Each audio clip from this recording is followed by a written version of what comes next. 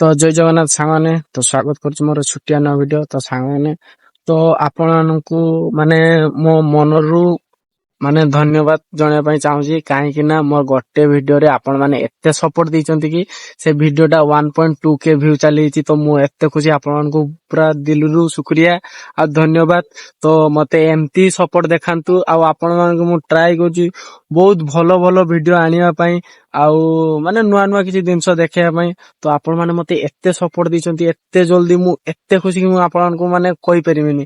ଏତେ ଖୁସି ମୋ ଲାଇଫ ର ମୁଁ ପ୍ରଥମ ଥର ପାଇଁ ଏତେ ଖୁସି ହେଇଛି, ମୁଁ ଜାଣିନି। ତ ମୁଁ ଚାହୁଁଛି ଯେ ଆପଣ ମାନେ ମତେ ଏମିତି ସପୋର୍ଟ ଦେଖେଇ ଚାଲନ୍ତୁ।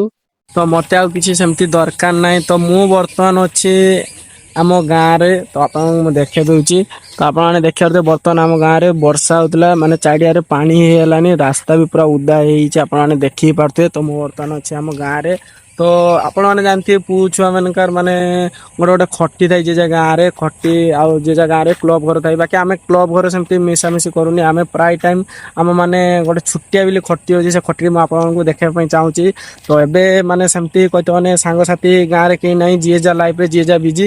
ତ ମୁଁ ଆପଣମାନଙ୍କୁ ଦେଖେଇଦବା ପାଇଁ ଚାହୁଁଛି ଆମ ଗାଁର ମାନେ ଛୁଟିଆ ଖଟି, ଯୋଉଠି ଆମେ ସାଙ୍ଗମାନେ ଛୋଟ କାଳୁ ମାନେ କହିତେ ମାନେ ଏବେ ଯାଏ ମାନେ ସେଇ ଯେବେ ବି ଆସିନେ ସେଇ ମାନେ ସେଇ ଜାଗାରେ ବସିକି ମଜା ମସ୍ତି ଏଞ୍ଜୟ ଫେଞ୍ଜୟ ସବୁ କରୁ।